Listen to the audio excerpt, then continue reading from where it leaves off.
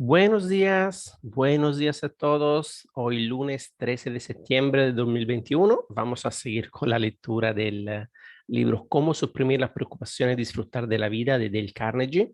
Yo soy Gino Carpentieri, estamos conectados desde la plataforma de Toga United, TGU, y vamos a empezar la quinta parte del libro, El modo perfecto de suprimir las preocupaciones. Capítulo 19, Cómo mis padres suprimieron las preocupaciones. Como he dicho, nací y me crié en una granja de Missouri. Al igual que la mayoría de agricultores de aquella época, mis padres tenían que trabajar muy duramente. Mi madre había sido maestra rural y mi padre peón agrícola con el sueldo de $12 al mes. Mi madre hacía no solo mis ropas, sino también el jabón con que lavábamos nuestras ropas. Raramente teníamos dinero, salvo una vez al año cuando vendíamos nuestros cerdos. Cambiábamos nuestras mantecas y nuestros huevos por harina, azúcar y café en el almacén del pueblo. A los 12 años no tenía más allá de 50 centavos para gastar en mis cosas. Aún recuerdo el día que fuimos a la celebración del 4 de julio y mi padre me dio 10 centavos para que lo gastara en lo que quisiera. Me sentí como si fuera dueño de toda la riqueza de las Indias. Andaba 1,5 kilómetros para asistir a la escuela del pueblo, que solo tenía una clase. A veces hacía ese recorrido con una espesa capa de nieve y con el termómetro señalando 15 grados bajo cero. Hasta los 14 años no tuve botas ni chanclos de goma. Durante los largos y fríos inviernos siempre tenía los pies húmedos y fríos. Cuando niño, nunca imaginé que hubiera alguien que tuviera los pies secos y calientes en invierno. Mis padres trabajaban como esclavos durante 16 horas al día y sin embargo, siempre se estábamos agobiados de deudas y acosados por la mala suerte. Uno de mis recuerdos más tempranos es de las aguas del río 102 inundando nuestras paradas, inundando nuestros campos de maíz y de heno y destruyéndolo todo. La riada destruían nuestras cosechas 6 años de cada 7. Año tras año nuestros cerdos morían de cólera y teníamos que quemarlos. Si cierro los ojos, aún puedo recordar el penetrante olor a quemado de la carne de cerdo. Un año no hubo inundaciones, obtuvimos una espléndida cosecha de maíz, compramos ganado y lo engordamos, pero hubiera sido igual que las inundaciones hubieran arrasado el maíz, porque el precio del ganado se hundió en el mercado de Chicago y después de alimentar y engordar los animales, solo conseguimos $30 más de lo que habíamos pagado por ello. $30 por un año de trabajo. Hiciéramos lo que hiciéramos, perdíamos dinero. Todavía recuerdo los jóvenes mulos que compró mi padre. Los alimentamos durante 3 años. Contratamos peones para domarlos y después los enviamos a Memphis, Tennessee. Y ahí los vendimos por menos de lo que nos habían costado hace 3 años. Después de 10 años de trabajo duro y agotador, no solo no teníamos un centavo, sino que estábamos fuertemente endeudados. Nuestra granja estaba hipotecada. Por mucho que trabajáramos, no podíamos pagar ni los intereses de la hipoteca. El banco que tenía la hipoteca injurió e insultó a mi padre y lo amenazó con quitarle la granja. Mi padre tenía 47 años. Después de más de 30 años de duro trabajo, no tenía más que deudas y humillaciones. Era más de lo que podía soportar. Se preocupaba y su salud se quebrantó. No tenía apetito y pese al duro trabajo físico que realizaba en los campos todo el día, tenía que tomar medicinas para abrir el apetito. Enflaqueció. El médico le dijo a mi madre que su esposo no viviría más de 6 meses. Mi padre estaba tan preocupado que ya no deseaba vivir. A menudo le he oído contar a mi madre que cuando mi padre iba a los establos a alimentar a los caballos y a las vacas, y tardaba en volver. Ella iba ahí temiendo encontrar su cuerpo balanceándose al extremo de una cuerda. Un día, cuando volvía de Maryville, donde el banquero lo había amenazado con ejecutar la hipoteca, detuvo los caballos sobre el puente que cruza el río 102. Bajó el carro y estuvo largo tiempo mirando las aguas, preguntándose si no era mejor que saltara al río y acabara con todo. Años después mi padre me dijo que la única razón de que no saltara fue la profunda, constante y optimista fe de mi madre en que si amábamos a Dios y obedecíamos a sus mandamientos, todo acabaría bien. Mi madre tenía razón. Todo acabó bien. Mi padre vivió felizmente 42 años más. Falleció en 1941 a los 89 años de edad. Durante todos aquellos años de luchas y angustia, mi madre nunca se preocupó. En sus oraciones siempre ponía todas sus zozobras en las manos de Dios. Todas las noches, antes de irse a la cama, mi madre leía un capítulo de la Biblia. Con frecuencia mis padres leían estas confortadoras palabras de Jesús. En la casa de mi madre, de mi padre, hay muchas moradas. Voy a preparar un lugar para ti, para que donde yo esté, allí puedes ser tú también. Después todos nos arrodillábamos delante de nuestras sillas en aquella solitaria granja de Missouri e implorábamos a Dios su amor y protección. Cuando William James era catedrático de filosofía en Harvard, decía, desde luego, la cura soberana para la preocupación es la fe religiosa. No hace falta ir a Harvard para descubrir todo eso. Mi madre lo descubrió en una granja de Missouri. Ni las inundaciones, ni las deudas, ni los desastres consiguieron doblegar aquel espíritu feliz, radiante y victorioso. Todavía puedo oírla cantar mientras trabajaba. Paz, paz, paz maravillosa, que el buen Padre nos envía. Ven a quien en Dios confía. Ven a nosotros amorosa. Mi madre quería que dedicara mi vida al trabajo religioso. Yo pensaba seriamente hacerme misionero. Luego fui a la universidad y gradualmente con el paso de los años experimenté un cambio. Estudié biología, ciencia, filosofía y religiones comparadas. Leí libros sobre cómo se había escrito la Biblia y empecé a cuestionar muchas de sus afirmaciones. Empecé a poner en tela de juicio muchas de las estrechas doctrinas enseñadas por los predicadores rurales de aquel entonces. Me sentía desconcertado. Como Walt Whitman, sentía bullir dentro de mí inoportunos, inesperados interrogantes. No sabía en qué debía creer, no veía propósito en la vida, dejé de rezar, me convertí en agnóstico, creía que la vida toda carecía de plan y de finalidad. Creía que los seres humanos no tenían más divino propósito que los dinosaurios que me rodearon por la Tierra hacia 200 millones de años. Pensaba que algún día la raza humana se extinguiría, como se habían extinguido los dinosaurios. Sabía que la ciencia enseñaba que el Sol se estaba enfriando lentamente y que cuando su temperatura bajara, aunque solo fuera un 10%, no podría existir forma de vida alguna en la Tierra. Me reía de la idea de un Dios benevolente que había creado el hombre a su imagen y semejanzas. Creía que los miles y miles de millones de astros que giran a través del espacio negro, frío, sin vida, habían sido creados por una fuerza ciega. Puede que no hubieran sido creados nunca. Puede que hubieran existido siempre, tal como el tiempo y el espacio habían existido siempre. ¿Es que pretendo saber ahora la respuesta a todas esas preguntas? No, nadie ha conseguido explicar nunca el misterio del universo, el misterio de la vida. Estamos rodeados de misterios. El funcionamiento de nuestro cuerpo es un profundo misterio y también lo es la electricidad en nuestros hogares y la verde hierba al pie de nuestras ventanas. Charles Kettering, el genial director de los laboratorios de investigación de General Motors, entregó al Antioch College $30,000 anuales de sus propios bolsillos para intentar averiguar por qué la hierba era verde.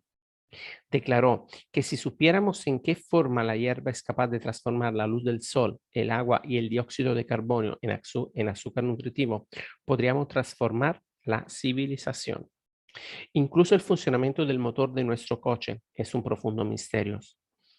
Los laboratorios de investigación de General Motors han dedicado años y millones de dólares al empeño de descubrir cómo y por qué una chispa en el cilindro provoca una explosión que hace funcionar nuestro coche. El hecho de que no comprendamos totalmente los misterios de nuestros cuerpos o la electricidad o de un motor de gasolina no nos impide utilizar y disfrutar de todas esas cosas. El hecho de que yo no comprenda los misterios de la oración y de la religión ya no me impide disfrutar esa vida más rica y feliz que proporciona la religión. A la larga, comprendo la sabiduría de las palabras de Santa Ana. El hombre no está hecho para comprender la vida, sino para vivirla. He vuelto. Bien, estaba a punto de decir que he vuelto a a la religión, pero esto no sería exacto. Y he avanzado hasta un nuevo concepto de religión. Ya no tengo el mínimo interés en las diferencias de los credos que dividen a las iglesias, pero estoy tremendamente interesado en lo que la religión me aporta. Al igual que estoy interesado en lo que la electricidad, el agua y los alimentos me aportan. Me ayudan a llevar una vida más rica, plena y feliz. Pero la religión hace más que eso. Me proporciona valores espirituales. Me da, como dice William James, un nuevo gusto por la vida, una vida más satisfactoria, rica, amplia. Me da fe, esperanza y valor. Disipa tensiones, ansiedades, temores y preocupaciones. Da propósito y dirección a mi vida. Aumenta mi felicidad, me da abundante salud. Me ayuda a crearme un oasis de paz en medio de las turbulentas arenas de la vida. Francis Bacon tenía razón cuando dijo hace 350 años, un poco de filosofía inclina el espíritu humano al ateísmo, pero la profundidad filosófica lleva las mentes de los hombres a la religión. Puedo recordar los días en que las gentes hablaban del conflicto entre la ciencia y la religión, pero eso se acabó. La más nueva de la ciencia, la psiquiatría, está enseñando lo que Jesús enseñó. ¿Por qué? Porque los psiquiatras comprenden que la oración y una vigorosa fe religiosa disipan las preocupaciones, las ansiedades, las tensiones y los miedos que causan más de la mitad de todos nuestros males. Saben, como dijo una de sus principales figuras, el doctor Brill, que todo aquel que es verdaderamente religioso no desarrolla ninguna neurosis. Si la religión no es verdad, entonces la vida no tiene sentido. Es una farsa trágica. Entrevisté a Henry Ford unos años antes de su muerte. Antes de conocerlo, suponía que su aspecto mostraría las huellas de los largos años de tensión dedicados a construir y dirigir una de las mayores empresas del mundo. Por ello me sorprendió ver el aspecto tan bueno, tranquilo y sosegado que tenía a los 68 años. Cuando le pregunté si alguna vez se preocupaba, respondió, no, creo que Dios rige nuestros asuntos y que no necesita ningún consejo mío. Con Dios a cargo de las cosas, creo que todo resultará bien al final. Así pues, ¿de qué debemos preocuparnos? Hoy, hasta los psiquiatras se han convertido en modernos evangelistas. No nos piden que llevemos una vida religiosa para librarnos de los fuegos del infierno en el otro mundo, sino que nos piden que llevemos una vida religiosa para evitar los fuegos del infierno de este mundo. Úlcera de estómago, angina de pecho, depresión nerviosa y demencia. Como ejemplo de lo que nuestros psicólogos y psiquiatras enseñan, recomiendo leer La Vuelta a la Religión del doctor Henry Link. Sí, la religión cristiana es una actividad inspiradora y saludable. Jesús dijo, he venido para que tengáis vida y la tengáis más abundante. Jesús denunció y atacó las áridas formas y los rituales sin vida que pasaban por religión en su tiempo. Fue un rebelde. Predicó una nueva especie de religión, una religión que amenazó con revolucionar al mundo. Esa fue la razón de lo que lo crucificaran. Predicó que la religión debía existir para el hombre, no el hombre para la religión, que el sábado estaba hecho para el hombre, no el hombre para el sábado. Habló más del miedo que del pecado. El miedo equivocado es un pecado contra la salud, un pecado contra la vida más rica, plena, feliz y valiente que Jesús propugnaba. Emerson hablaba de sí mismo como profesor de la ciencia de la felicidad. Jesús también era maestro de la ciencia de la felicidad. Ordenaba a sus discípulos que se regocijaran y saltaran de gozo. Jesús declaró que solo había dos cosas importantes respecto a la religión: amar a Dios con todo nuestro corazón y a nuestro prójimo como a nosotros mismos. Cualquier hombre que haga eso es religioso, aunque no lo sepa. Mi suegro, Henry Price, de Tulsa, Oklahoma, es un buen ejemplo. Procura vivir según la regla áurea y es incapaz de hacer nada mezquino, egoísta o deshonesto. Sin embargo, no va a la iglesia y se considera un agnóstico. Tonterías. ¿Qué es lo que hace cristiano a un hombre? Dejaré que a esto responda John Bale, distinguido profesor de teología en la Universidad de Edimburgo. Lo que hace cristiano a un hombre no es ni su aceptación intelectual de ciertas ideas, ni su conformidad a ciertas normas, sino que posea cierto espíritu y participe en cierta vida.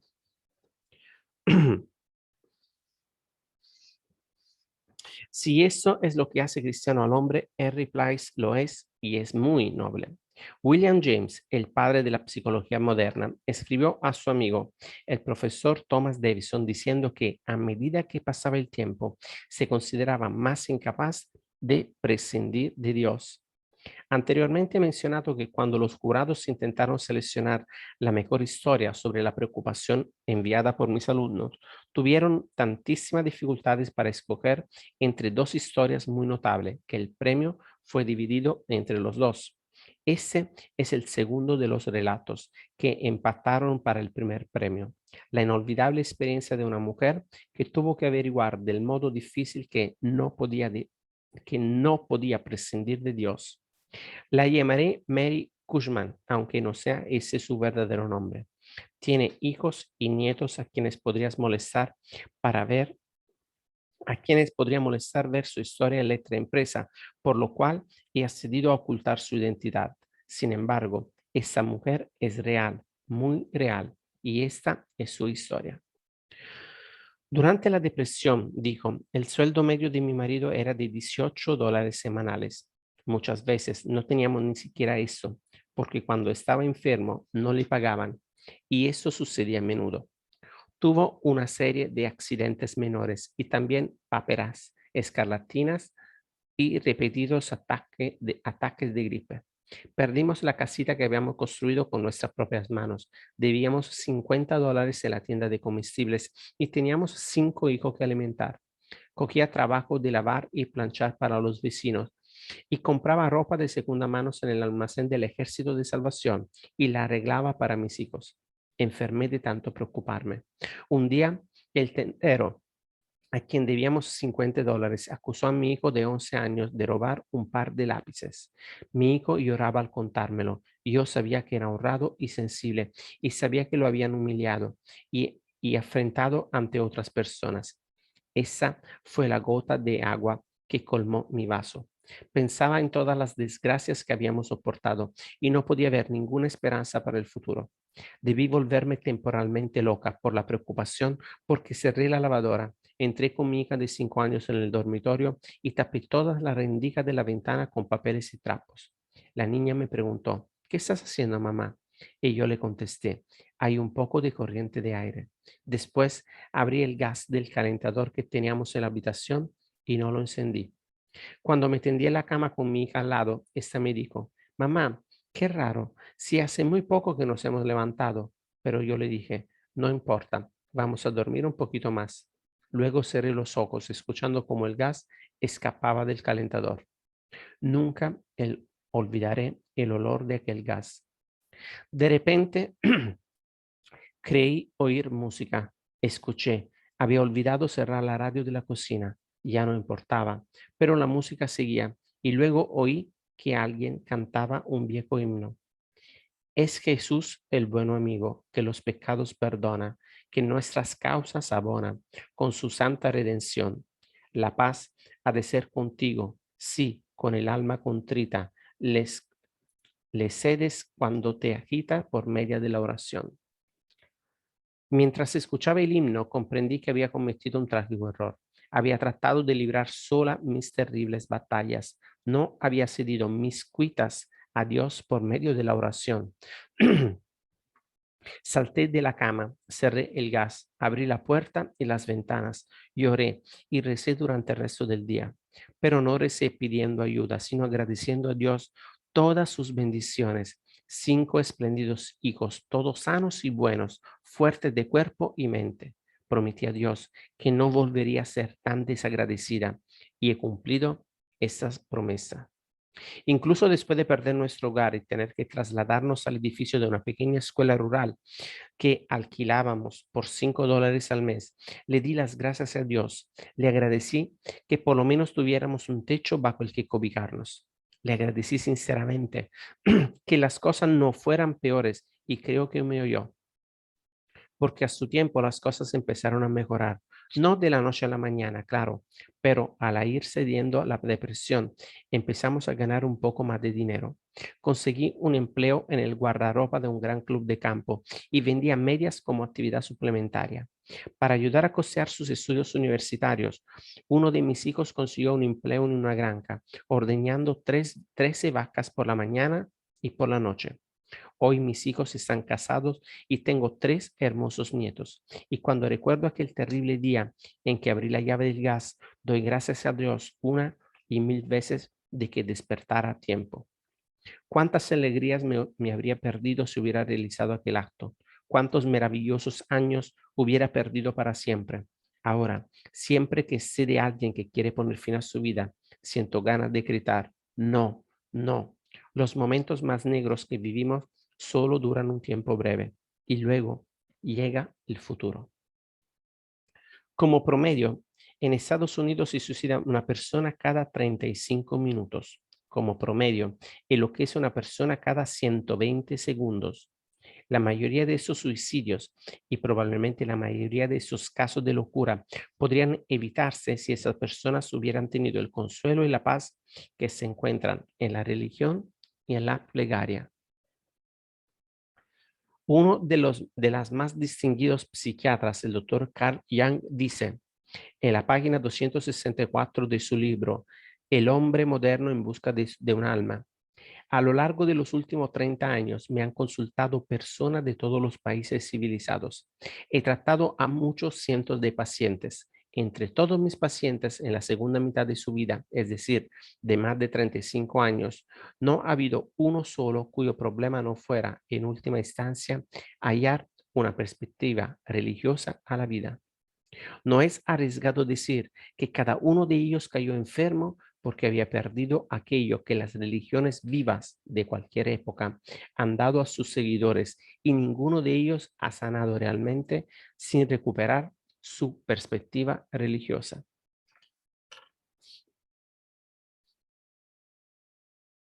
A lo largo de los últimos, esa afirmación es tan significativa que quiero repetirla en cursivo. El doctor Carl Jung dijo: a lo largo de los últimos 30 años, me han consultado personas de todos los países civilizados. He tratado a muchos cientos de pacientes. Entre todos mis pacientes en la segunda mitad de su vida, es decir, de más de 35 años, no ha habido uno solo cuyo problema no fuera, en última instancia, hallar una perspectiva religiosa a la vida. No es arriesgado decir que cada uno de ellos cayó enfermo porque había perdido aquello que las religiones vivas de cualquier época han dado a sus seguidores y ninguno de ellos ha sanado realmente sin recuperar su perspectiva religiosa. William James dijo aproximadamente lo mismo. La fe es una de las fuerzas por las que viven los hombres y su total ausencia significa hundirse. Mahatma Gandhi, el más grande dirigente indio desde Buda, se habría hundido si no lo hubiera inspirado la fuerza sustentadora de la oración. ¿Cómo lo sé? Porque el propio Gandhi lo dijo. Si la oración, escribió, hace tiempo que sería un demente. Millares de personas podrían dar un testimonio parecido. Mi propio padre, como he dicho, mi propio padre se habría arrojado al río de no haber sido por las oraciones y la fe de mi madre. Es probable que miles de las almas torturadas que gritan en nuestros manicomios habrían podido salvarse si hubieran acudido a una fuerza superior en busca de ayuda en lugar de intentar librar las batallas de la vida ellas solas. Cuando nos vemos acosados y en el límite de nuestras fuerzas, recurrimos a Dios en nuestra desesperación. No hay ateos en las trincheras, pero ¿Por qué esperar hasta que estemos desesperados? ¿Por qué no renovar nuestra fuerza cada día? ¿Por qué esperar hasta el domingo? Desde hace años tengo la costumbre de entrar en las iglesias vacías en las tardes de los días laborales. Cuando me siento demasiado agobiado y apresurado para dedicar unos minutos a pensar en cosas espirituales, me digo, un momento del Carnegie, un momento. ¿A qué viene todo este agobio, toda esta prisa, muchacho? Necesitas hacer una pauta y adquirir un poco de perspectiva. En estas ocasiones entro en la primera iglesia que encuentro abierta. Aunque soy protestante, los días de entre semana a menudo entro en la Catedral de San Patricio en la Quinta Avenida para recordarme a mí mismo que dentro de 30 años yo estaré muerto, pero que las grandes verdades espirituales que todas las iglesias enseñan son eternas. Cierro los ojos y rezo. Encuentro que hacer eso calma mis nervios, descansa mi cuerpo, aclara mi perspectiva y me ayuda a revalidar mis valores. ¿Me permite que le recomiende esta práctica? Durante estos últimos años, mientras escribí ese libro, he recogido cientos de ejemplos y casos concretos de cómo los hombres y las mujeres vencían el miedo y la preocupación por medio de la oración. En mi archivo tengo carpetas rebosantes de relatos. Tomemos como ejemplo típico la historia de un desalentado y descorazonado vendedor de libros, John Anthony, de Houston, Texas. Esta es su historia, tal y como me la contó. Hace 22 años cerré mi despacho de abogado para convertirme en representante de zona para una empresa estadounidense de libros de leyes. Mi especialidad era la venta de un conjunto de libros de derecho a los abogados, un conjunto de libros que era punto menos que indispensables. Estaba adecuada y consensuadamente preparado para el trabajo. Conocía el arte de la conversación para la venta directa y sabía todas las respuestas convincentes a las posibles objeciones. Antes de visitar a un posible cliente, me familiarizaba con su categoría como abogado, de la naturaleza de su trabajo, de sus ideas políticas y de sus aficiones.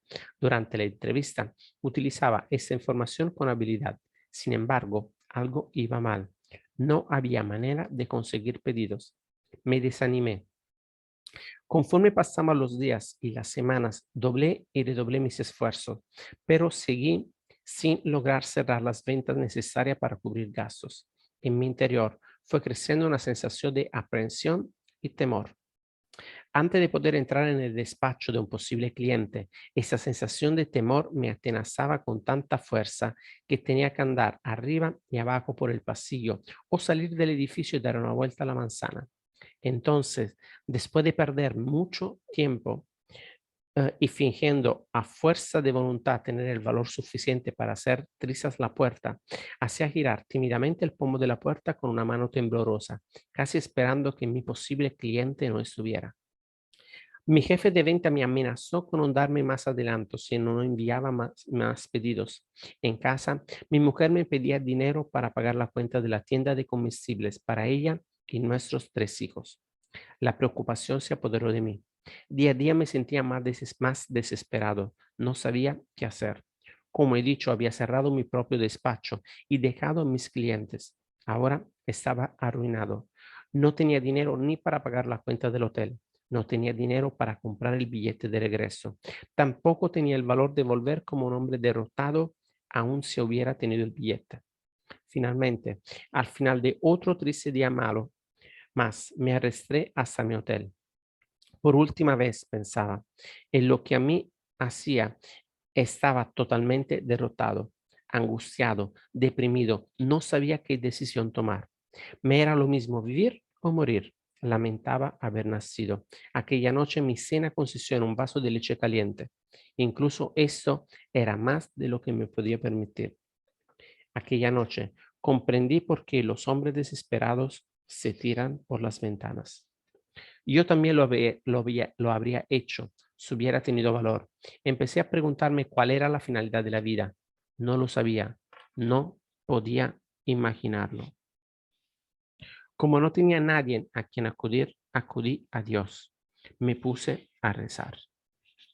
Pedí al Todopoderoso que me iluminara y me guiara a través de las sombras, a través de aquella densa desesperación que me rodeaba. Le pedí que me ayudara a obtener pedidos para mis libros y dinero con que alimentar a mi esposa y a mis 3 hijos. Después de esa oración, abrí los ojos y vi una Biblia sobre el tocador de aquella triste habitación de hotel. La abrí y leí aquellas bellas e inmortales promesas de Jesús que habrían inspirado a innumerables generaciones de hombres abrumados y vencidos a través de los tiempos. Las palabras que Jesús dijo a sus discípulos sobre el modo de evitar las preocupaciones. No os cuidéis de vuestra vida, de lo que comeréis o beberéis, ni de vuestro cuerpo y de lo que vestiréis. ¿No es la vida más que comida y el cuerpo más que vestimenta? Ved las aves del cielo, que no siembran ni cosechan, ni guardan en granero, y a las que, sin embargo, el Padre Celestial alimenta. ¿No sois mucho mejores que ellas? Pero buscad primero el reino de Dios y su justicia, y todo lo demás se os dará por añadidura. Mientras rezabas y mientras leía sus palabras, se produjo un milagro. Mi tensión nerviosa desapareció. Mis ansiedades, miedos, preocupaciones se transformaron en coraje, esperanza y fe. Me sentía feliz, aun cuando no tenía suficiente dinero para pagar la cuenta del hotel. Me fui a la cama y dormí profundamente, libre de cuidados, como no lo había hecho en muchos años. A la mañana siguiente, apenas pude dominar mi impaciencia hasta la hora en que se abrían los despachos de mis posibles clientes. Me acerqué a la puerta del primero en aquella bella mañana fría y lluviosa, con paso firme y decidido. Hice girar la manija sin vacilaciones. Al entrar, fue directamente hasta donde estaba mi hombre, con energía, la cabeza alta y un porte digno, sonriendo y diciendo: Buenos días, señor Smith. Soy John Anthony de All American Law Book Company. Y él también sonriendo se levantó y me alargó la mano diciendo: Ah, sí, encantado de verlo. Tome asiento. Aquel día hice más ventas que en varias semanas. Aquella noche volví a mi hotel orgulloso, como un héroe conquistador. Era un hombre nuevo, porque tenía una actitud mental nueva y victoriosa. Nada de cenar un vaso de leche aquella noche. No, señor, me tomé un bistec con toda su guarnición. A partir de aquel día, mis ventas se multiplicaron. Nací de nuevo en aquella desesperanzada noche de hace 21 años en el hotelito de Amarillo, Texas. Al día siguiente, mi situación exterior era la misma que durante mi semana de fracaso, pero en mi interior algo tremendo había sucedido. Súbitamente me había dado cuenta de mi relación con Dios. Un mero hombre solo puede ser derrotado fácilmente, pero un hombre animado con el poder de Dios en su interior es invencible. Lo sé, he visto cómo sucedía en mi propia vida. Pide y te será dado. Busca y encontrarás. Llama y te será abierto. Te será abierto. Muy bien, amigos, lo vamos a dejar aquí para el día de hoy, para mañana terminar la quinta parte y empezar la sexta parte. Así que muchísimas gracias por vuestra atención y les deseo un lunes maravilloso y nos vemos mañana para seguir con este libro fantástico. Un abrazo para todos. Chao, chao.